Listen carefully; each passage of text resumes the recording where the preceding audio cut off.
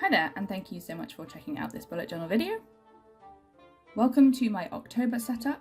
This month I am doing a kind of witchy, Halloweeny theme, and I've never actually done a Halloween theme for October before.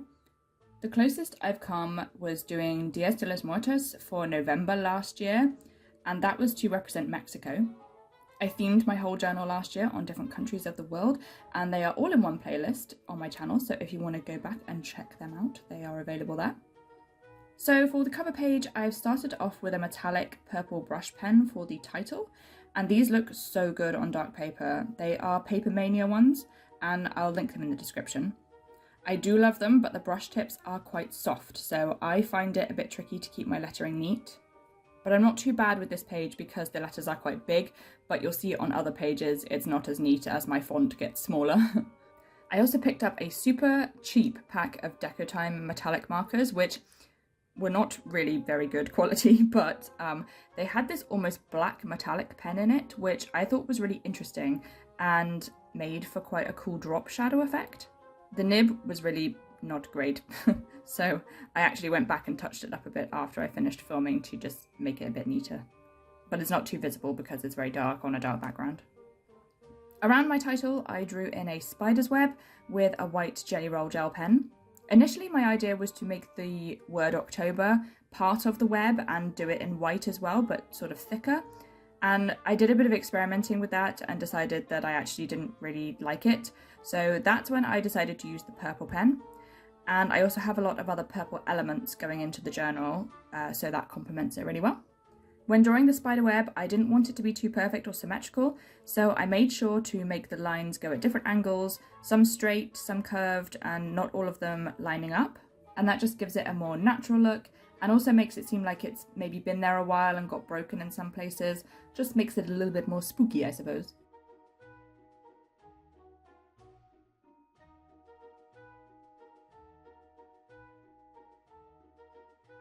Once I had my web drawn, I cut round part of it with a craft knife to make a Dutch door.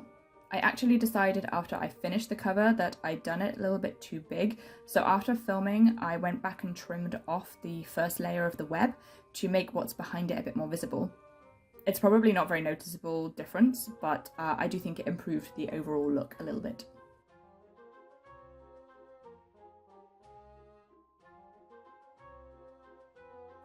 So behind the Dutch door, I was going to do some collaging with washi and stuff, but then I saw one of Erin Smith's October Plan With Me videos, and she had done some really lovely waterfall tabs, so I thought that would look really great behind the spider web, so thank you, Erin.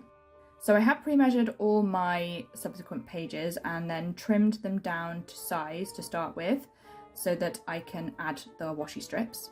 And I just used a small bit of washi at the top of each page just to mark them out so I knew exactly where the washi was going and where it needed to be cut.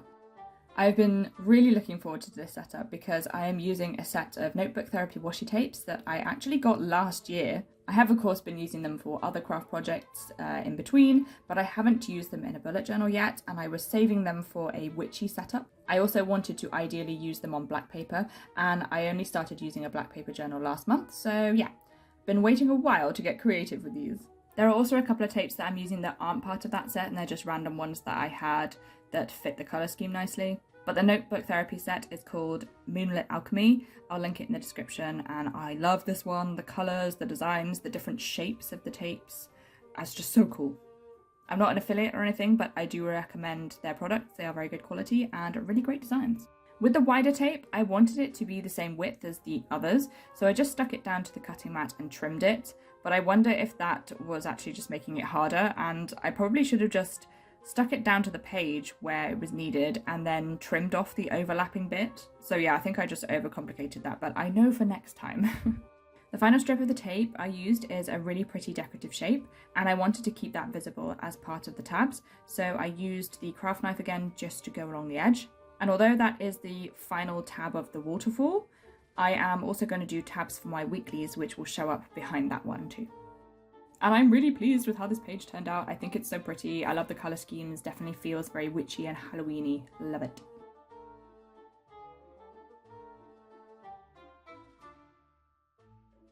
The next page was obviously a bit of an odd space due to the Dutch door and the waterfall tab, so I decided to do a quote here because I could just fit it in however. I didn't really have any quotes in mind this month. I quite often go with something that's meaningful to me, but this time I went with something fun and Halloweenish. It's the good old Song of the Witches from Macbeth by Shakespeare.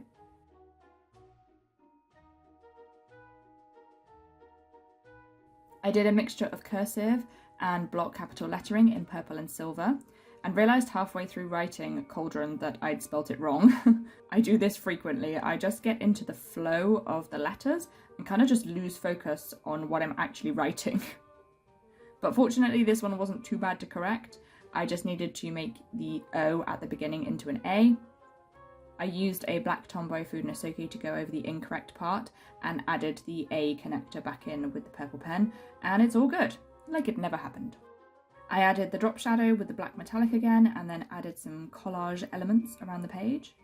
I mostly use the washi tapes, but they just need a bit of something to be built on top of sometimes, so I'm using scraps of old book pages and sometimes brown craft paper as well. To finish off the page, I'm adding some sparkles with this coppery or rose gold watercolour paint, and all the metallic parts of this washi set are a similar colour, so that just ties in really nicely. Now, one of the mistakes I did make with this page was that I forgot to flip the next page over so that I could make sure the lettering was covered by it. Ideally, the quote would have been completely covered and just the decorative elements visible so that it complemented the next page. It's not a huge deal, but it would have looked a little nicer if I'd remembered to do that. The next setup is for my habit trackers. So usually I would have a calendar as my first setup after the cover, but due to the smaller pages with the waterfall tabs, I just fit things in where they made sense, and it's quite nice to mix things up a bit sometimes. I'm doing my 8 habits in separate calendars this time, again because this is the way it fit in best. Often I do a sort of graph with them all in, but again, it's nice to change it up a bit. And I quite like having parameters to work around sometimes because it can make you be a bit more creative.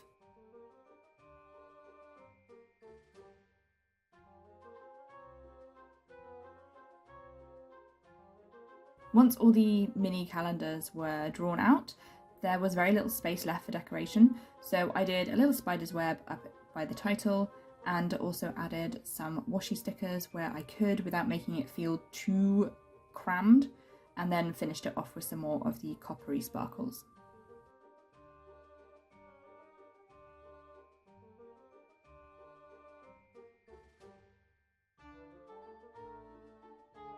The next spread is quite a simple one. On the left side, I'm doing my plant watering tracker, and I'm doing this one in a graph format like I usually do because I didn't want to draw out another 10 calendars and they also wouldn't have all fit on one spread, so it made sense to do it like this. I've got the numbers down the left and the names of my plants along the top. I didn't have a lot of space on the top, so I've just used the first 2 letters to identify each plant.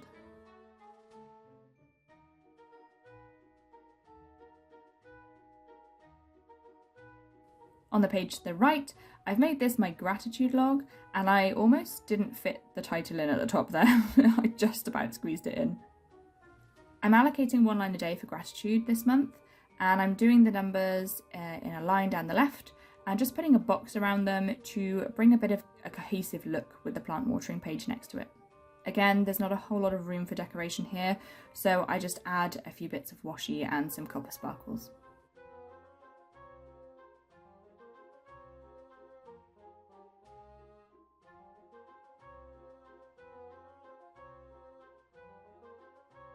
Next up, I've got my tasks page, which I use as a to-do list with all the tasks I have to check off that month.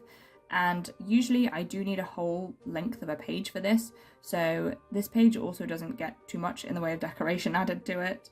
And on the other side, the memories page is quite a free-form one, and I just jot down things I want to remember in years to come. It could be things that happen to me or affect me, or it could just be world events that are of interest. So because this page is a little bit freer, I've got a bit more space just to add some more collage at the bottom there.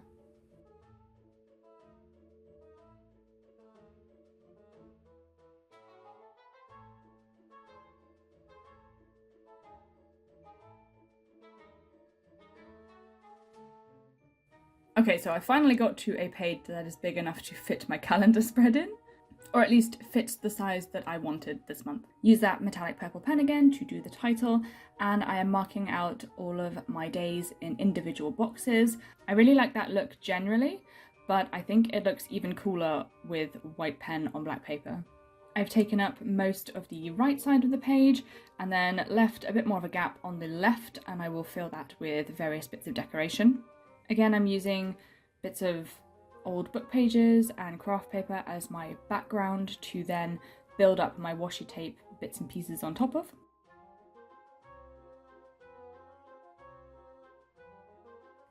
I think the black and copper stamps are probably my favourite one from this set. I really love how they look, and I just love that they're a bit of a unique shape with that sort of deckled edge. I've also kept the spiderweb theme up, so adding a little spiderweb in the corner there, and then other bits and pieces of stickers, and then finally finishing up the page with the copper sparkles. I'm also adding in a little moon on most pages as well, which I think is also really cute and again ties in with the design on the washi tape.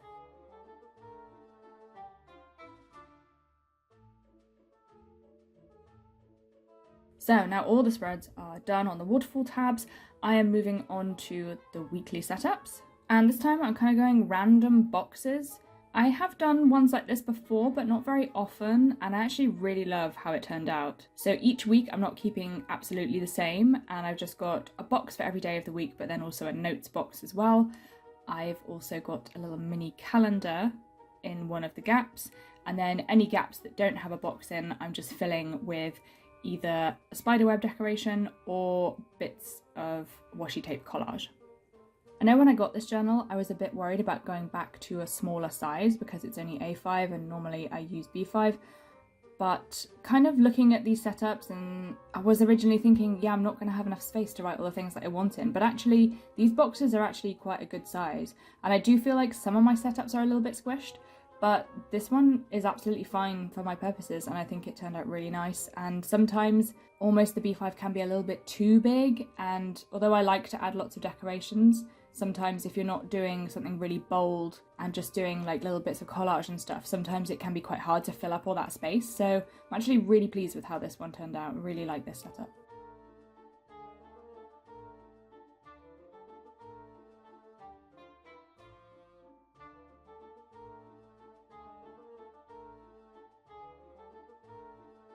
On each page along the right side I have trimmed off about 2 boxes worth of the paper and then left a tab sticking out and then cut off angles on each end after I've covered it in the washi tape.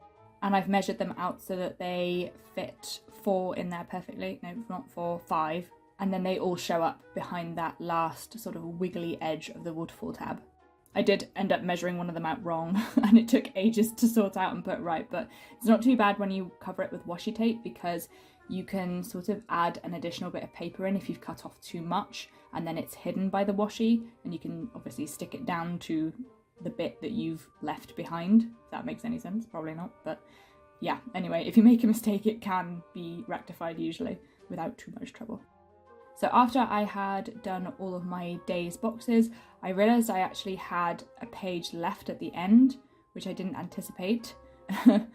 So I wasn't really sure what to do, but in the past I have added a little drawing page, and it's just for me to do little sketches on, little doodles, and kind of encouraging me to get a bit creative. And I have enjoyed doing those in the past, so I thought, why not try it on the black paper, and I can just do little doodles with gel pens or maybe some more of those metallic pens, do some calligraphy or something like that, just something creative and drawing based.